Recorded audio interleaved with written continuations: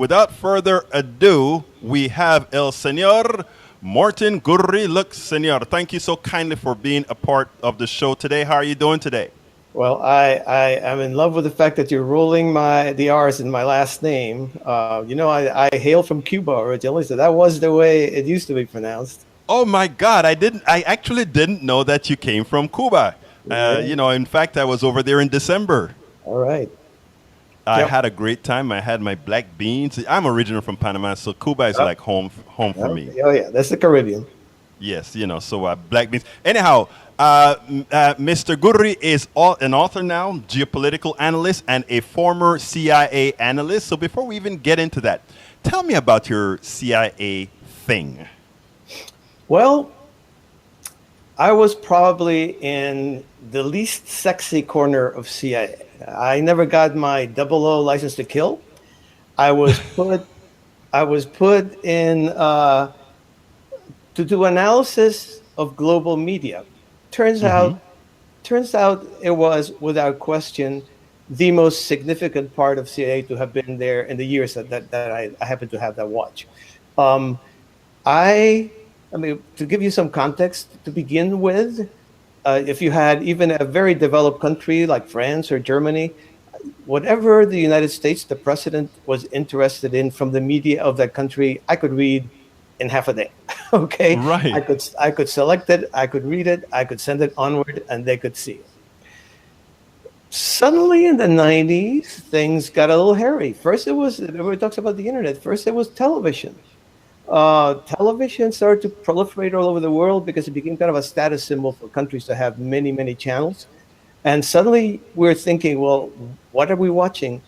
And then came the OOs. Then came the digital tide. Okay, and I I can't begin to tell you of what it was like to be watching this tsunami of information just sweep over the world and watching all the political turmoil behind it. And so there seemed to be a very direct connection with between the amount of information that people had access to and the fact that, for example, you had the Arab Spring, you had governments that had stood solid, dictators that had stood solid for 30 years, gone in 2 weeks, gone in 2 weeks.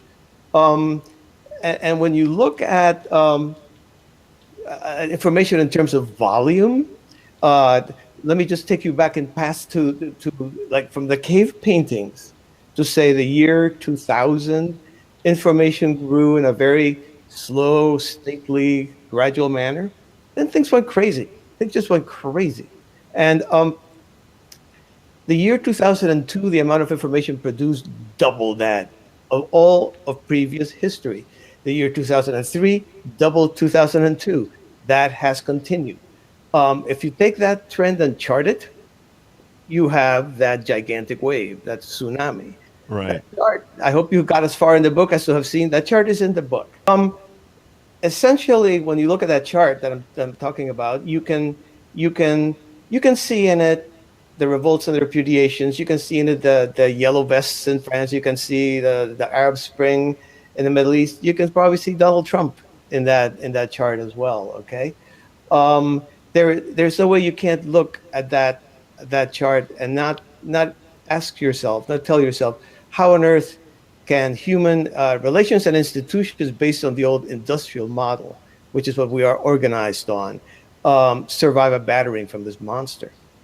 Right. I noticed there is a portion where you talked about the duality. There is an industrial model, and then there's that other model. I don't remember what you called that other model. The digital model. Right.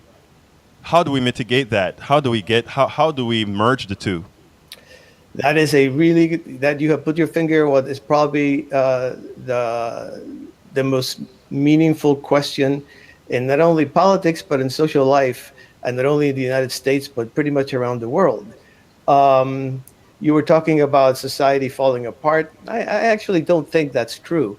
I think we're just going through a tremendous transition, a tremendous moment of transition. When all things pass away, it does feel like society is falling apart. I think what that tide of information did is it swept by these institutions that are very top down, very hierarchical, very bureaucratic, very slow moving, and the elites that run these institutions, so we can talk about them in a bit if you want, um, and has left them completely stripped of legitimacy and of authority. Because, in essence, what kept those institutions authoritative was the fact that for many, many years, and I'm old enough to remember this, okay? I mean, my youthful good looks, don't be fooled. Um, that in the olden days, if you were the government, you sat on a pot of information that nobody had access to. If you were a Walter Cronkite, you had CBS News behind you. Nobody else could touch that. Today, all those pots are broken, and then there's this enormous flood of non-institutional information just flowing around these institutions. So every mistake they make is out in the open and magnified. The public, which you can talk about too if you want, has gained a voice. The public did not used to exist. We were all part of the mass audience. We listened. Now the public, if anything, we have trouble shutting it up, right? I mean, everybody's got an opinion. So I think we have this conflict between a network public, a digital universe, a digital social and commercial culture. I mean, you can get a date literally at the speed of light. I can buy a car also with a click of the mouse. But if I want, for example, a driver's license, it takes me hours. And if I want a passport, it takes me weeks. And if I want a building permit, it takes me probably years. So the conflict between the way we live and the way our government behaves, I think, is tearing these institutions basically at the root. That is a definition that I give of the society falling apart. I know you don't take homage to that. Now, let's start with the book. First of all, you said that the origin of the book started in 2013, 2014. Why don't you tell us why did you write that book? And I actually have the table of contents in front of me, and it's kind of present what you have relative to what's going on today. So tell me a little bit about 2013 and your how you came about this book, and why did they jump on the book after 2016? Right. I left the government, CIA, and I felt, well, I had been warning about this tremendous transition that not just me, it wasn't that I wasn't like some solitary genius seeing this. There were many of us who saw this coming. But again, the institutions were hard to accept that, and CIA pretty much did not. So I told myself, well, put your money where your mouth is, and if you were to do analysis under this change to explain it, how would you do it? And as an added incentive, I could tell that our democracy, in the end, is one of these institutions that is completely being battered by the tsunami. Our democracy is very industrial, very top down, or has been, and all of that is being battered away. So I did an awful lot of research, and came out with an ebook that was e-published in 2014.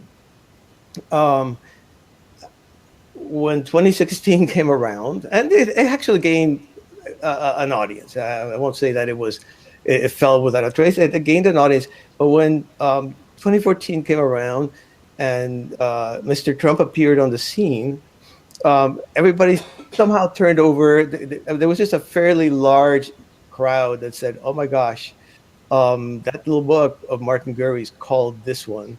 And then immediately, well, within a year, I had an offer from this brand new publishers in Silicon Valley, by the way, called Stripe Press, brilliant people, to publish the old book, but also add a updated essay, a long updated essay at the end that does include everything that happened in 2016 and after. Okay, so what do you mean by what is your thesis? Okay, baldly stated, the crisis of the revolt of the public is a conflict, a collision between information wielded by ordinary people and power represented by the elites who run all those institutions we have inherited from the industrial world. I mean, look around. There isn't a single institution today that is not in crisis. Um, the elites that run them are universally distrusted when they are not despised. We can talk about Europe in this regard. I mean, it's amazing how things have changed over there. It's a very elitist culture. But if you turn to the US for a minute and you ask yourself, in JFK's time, in the day of John F. Kennedy, how many of the public trusted the government? And the answer was between 70 and 80%. Hmm. Today it's between 20 and 30%, and Congress is in the teens. So, and it's not just about government, all the institutions are implicated. News But media, is government the elite? government organized on the industrial model by definition has to be elite. It's a very steep pyramid. Between you and me and the president, there are hundreds upon hundreds of layers. And yes, so I would say it doesn't have to be, and democracy can flatten that pyramid. But as it's currently organized, I would say yes. Yeah. Now, when you speak about the elite taking over, why is it that we don't have trust in the elite? What is it that's creating that paradigm, if you will? Well, I feel like before I even tackle that, you have to kind of take the conventional wisdom. And the conventional wisdom is what I call the economic theory of populism. Mm-hmm. And that one, which, by the way, is Hillary Clinton's theory of the 2016 election. She says that she won the voters who were dynamic and diverse and optimistic, and Trump won those people who were afraid that blacks and women were going to take their jobs away. And you know, there's a kernel of truth. I mean, you Google, if you Google globalism's losers, you'll get an enormous number of assertions that Trump voters were primarily working class, uneducated, white, male, displaced by the tech economy, and so forth. And there is a kernel of truth in these generalizations. But Trump won booming Texas and Florida by a larger margin than Pennsylvania, the Rust Belt. Affluent Republicans were his basically backbone of support in the primaries, and 2/3 of his voters in the presidential election were above the mean in income. They were better off after the economy. You look at the world, because it's not just an American thing, and in Britain, the Brexit voters were told it's going to be a catastrophe, an economic catastrophe if you vote Brexit. They didn't care. And by the way, they were not disproportionately male or working class or poor. In Italy, if you want to talk populism, they have a populist government. The poor South voted for a populist party, but the rich North voted for another. And then the Northern Populist Party is like the most Trump-like party outside of Trump there is in the world. In the Philippines, I don't know if you know about crazy Rodrigo Duterte. Oh yeah, yeah, absolutely. Yes, yeah. Well, that election hinged on crime and corruption, And not on drugs, economic issues. So it's hard for me. So I'm trying to say the economic theory of populism for me doesn't really hold water. When you look at the revolt of the public, it's pitted amateurs against professionals in every domain, in politics as well. And the insurgents have tended to be, not always, but have tended to be college educated and affluent. And when you parse their grievances, when you actually listen to what they're saying, two themes emerge. One is anger at the social distance. And we're talking about that hierarchy, that pyramid, at the social distance between the public and the elites, which contradicts the democratic spirit. I don't know where you are physically, but if you come here to Washington, if you want to go into any federal building, you have to run a gamut of guards and metal detecting machines, and before you even enter into where the government elites are actually doing their work. The second theme is a universal perception of failure, and I think this is a very strong thing. And actually, it's debatable, but I think it's as a perception, it's universal, and it's always interpreted as corruption rather than incompetence. These are people who, the government, the elites, these are people who basically are furthering their own interests, and they pay attention to the public only now and then to give us a little lecture about diversity or whatever. So I think the conflict is about these political and structural coalitions rather than globalization or economics.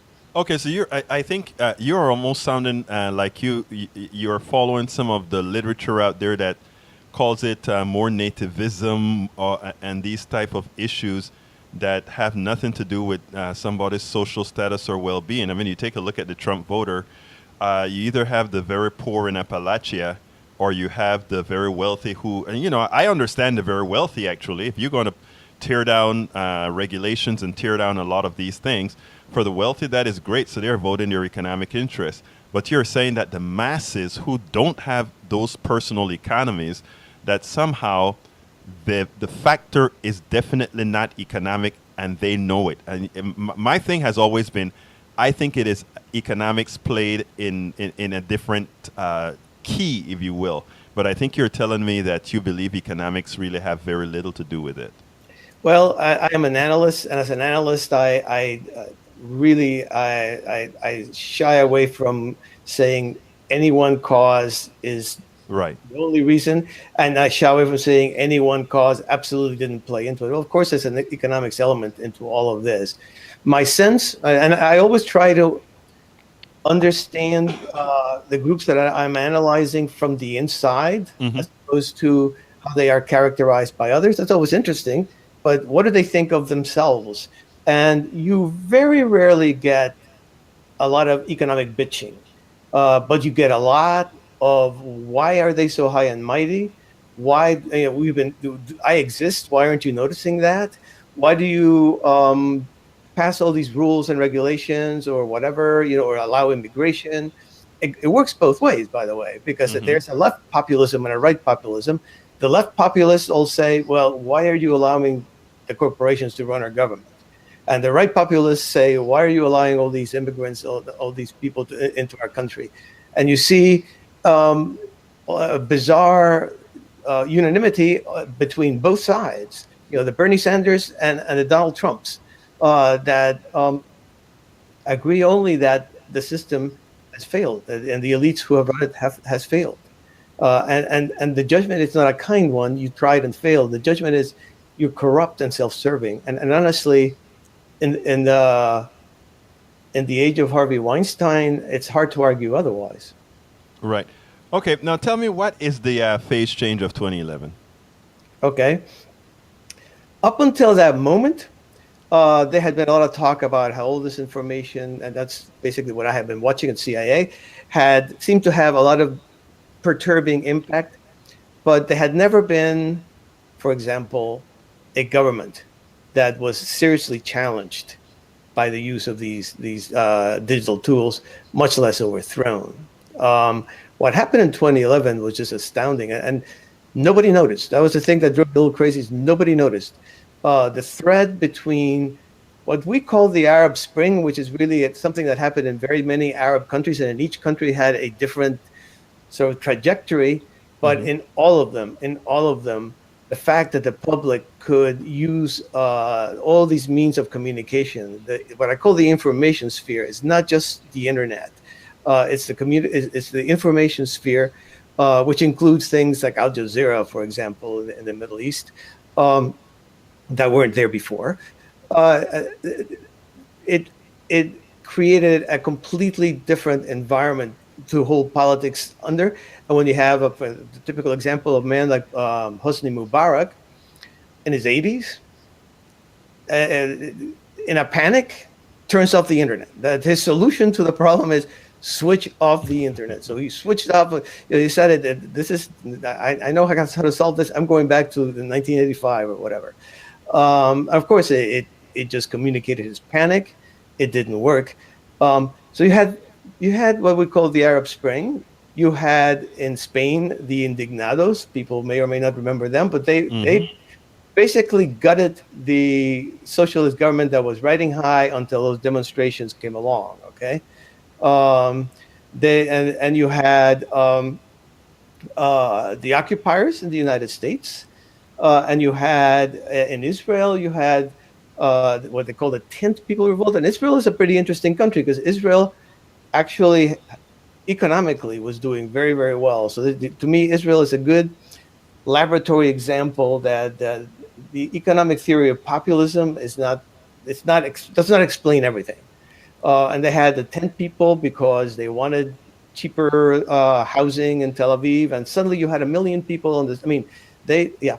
Wait a minute. Are you trying to claim that let's say Netanyahu would classify himself as a populist as well? No, no, no, no, no. These were all anti-Netanyahu people. Okay, got it. There were enormous demonstrations against Netanyahu. Had just won like a year before handily a democratic election. All right? But there were 1 million people on the streets in Israel, a country that at that time was maybe 10 million people. I mean, this dwarfed the occupiers. And Netanyahu was forced to backtrack and basically deal. But all these started on Facebook. The Arab Spring, Egypt started on Facebook, and then we could go into how that happened. The Indignados, same. The occupiers, not quite entirely on Facebook, but that was very powerful. So you have this kind of capacity to self-assemble, all right? And one of the interesting things about the public is that it doesn't seem to have leaders. In fact, turns on them. I mean, that's a lot of the what I call the internet culture, which is very egalitarian, and anybody who sets himself up immediately gets taken down, right? So very few people set themselves up. There's very few people who claim to be leaders. They have no particular ideology. I mean, there's a kind of left and a right populism, but they're very squishy, both of them. They are so their main unifying and energizing factor is that they stand against. They are just against. They want to bash at the established order and at the elites that they consider to be so utterly corrupt. Now, in bashing the establishment order, do they have a recourse thereafter? What do you mean? In other words, you're saying that I'm getting that echo again. You're saying that at the current time, what we want is just a simplest set of disruption. We have all these facets that are putting disruption out there on the table. In doing so, is there something there that they expect out of this disruption? What comes after? That is such a good question. Okay, I don't know. I have read. Do they know? You have. I don't think. Well, let me put it this way. I have read everything, those groups that I just mentioned, and that was the phase change. And the phase change refers to, I don't know, scientifically it means when water turns to ice. That's the moment when same temperature, but the phase occurs.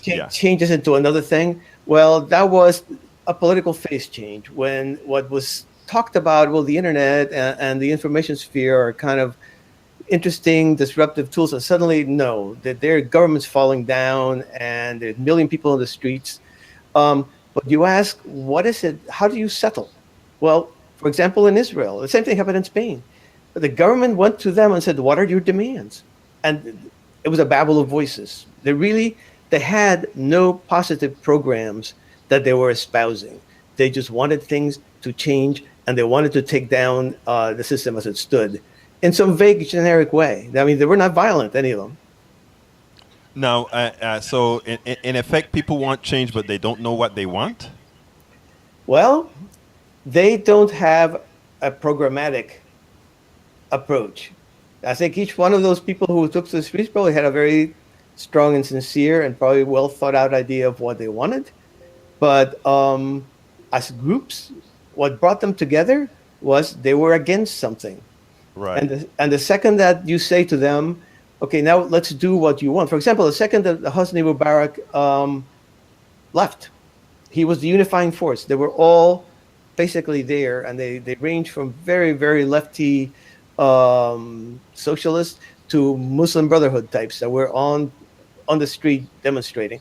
So once he left, what happened? The people that were in Tahrir Square just kind of dissipated. They broke up, they fragmented. And you find that we're living in a very fragmented, people talk about partisanship and one party against another. I think that's completely wrongheaded. I think we are in an era of almost shattering of political identities, and the parties are very laboriously trying to piece enough of those little shards together, little mosaics, to come up with a picture. And I guess eventually they do. But you can see what happened with the Republicans and the Tea Party, and you can see what's happening with the Democrats and their younger crop of Congress people that have just shown up. They are more divided than united in many different ways. Except if you're a Democrat, you're against Trump. That's the unifying factor. If you can find something you're against, suddenly you can put a big crowd on the street. Okay, so what is the answer in your as you perceive it? You said you added the new portion of your book. Did you have answers there, or did you just describe the path to Donald Trump? I felt it necessary to say in a very timid and sort of tentative way what I thought would lead us, at least broadly, out of our path. Let me explain. I'm a CIA guy. The CIA describes reality, and you toss it over to the policymakers, and they're the ones who say, well, now what we need to do to fix this is X, Y, and Z. And honestly, by nature, I don't feel like I'm wise enough to say, out of this enormously complex moment of turbulence that we have right now, how to do one or two or three things that are going to completely end the turbulence and I don't know, bring us back to happiness. But having said that, I think that pyramid that I was talking about, Yes, can be flattened. You need an elite. This is a modern society. It's not like we're all going to be, I mean, we can't be walked into a nuclear powerhouse and say, okay, out of egalitarianism, now you run it, and then somebody else will run it tomorrow. We need elites. We need people who know what they're doing. But the distance between the elites and the public does not have to be as great as it is. And I mean, you have no idea how terrible the federal government is at digital, anything digital. I lived inside of that, okay? It's terrible, but it can be done. If you look at the little country of Estonia, they have pretty much digitized their politics and their government. So although it's not a complete solution, I would say it's the beginning of the lowering of the distance. I think one of the most annoying and alienating aspects of the system, of the industrial system, is the enormous distance between the top and the bottom. In an age when you can get that car or that date just by doing a click, everything is flat. The other aspect of it, I think, will be a little more painful, and I think we're seeing the beginnings of it now, which is, okay, we do need an elite.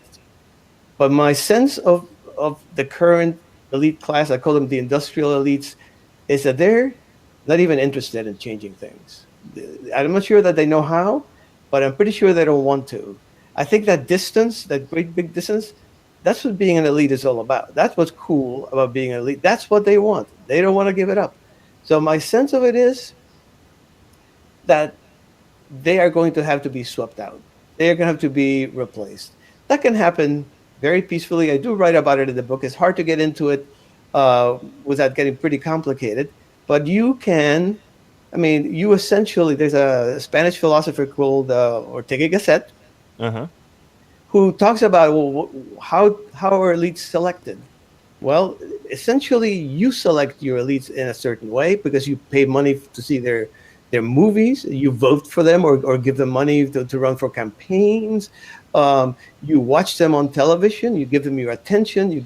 You are creating the class. And I think each one of us have got to start thinking more in terms of, well, who is it that we can give our attention and our support to that is less in that conflictive, I'm right, you're wrong, I can solve everybody's problems, which is the industrial mode of rhetoric, is I can solve problems. I mean, society isn't just a set of relations, it's a set of problems, like a mathematical thing. If you have a candidate that says, let's try this, but if it goes wrong, we'll try something else, and a candidate who may say, I think I was wrong about this, I'm voting for that guy, okay, or that woman, because what we need in our elites is humility. And what we have is the opposite. We have kind of a blind arrogance. Now, I'm going to bring up a subject that may seem anathema to this, but I don't think it is at all. Specifically, when speaking about elites, it seemed to me like, and I don't know where you stand on this, that by definition, that vast distance between the elite, your quote unquote elite, and the rest of us, are caused by the actual outcome of the economic system that we have, which is capitalism. It seems like that is baked into the system, that ever growing space between those two, unless it is unless there's some external force regulating it, right? Either that or a change altogether. Yeah, I mean, honestly, and I think what you have articulated there is the left populist view, right? Um, Two things I would say is, again, most of the people who have been leading the revolt of the public are people who have computers, access to Facebook, the ability to be articulate, most of them college educated, many of them employed.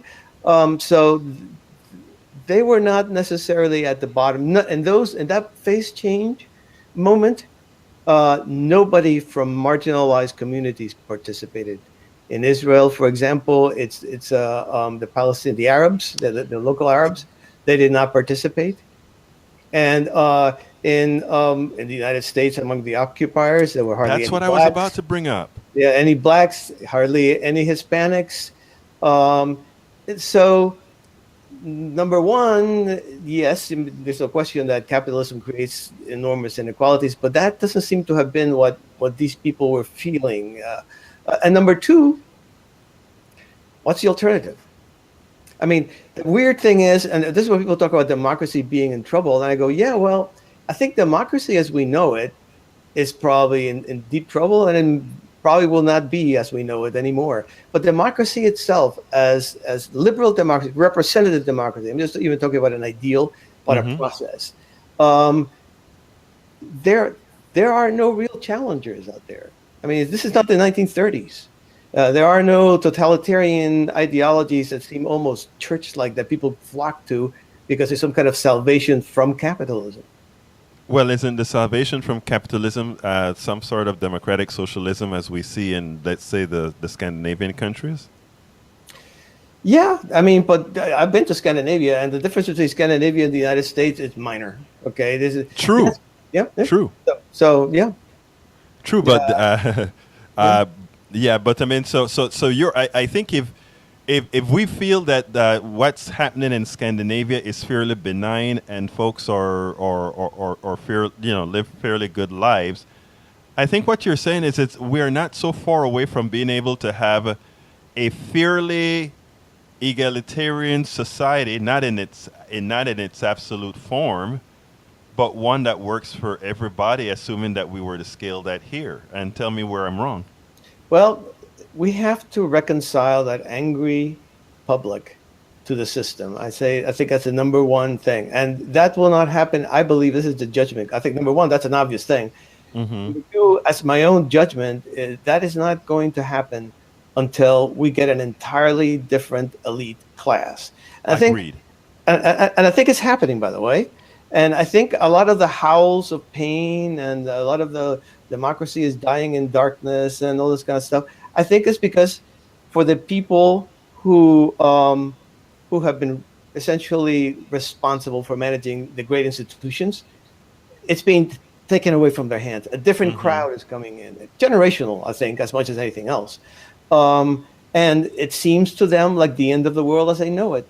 And in a way, it's true for them, but it's not the end of democracy, and it's not the end of the system. It is simply a very turbulent moment, and it could go bad. It could go right, or it could go bad. I never make predictions. Each of us need to make sure that it goes in the right direction.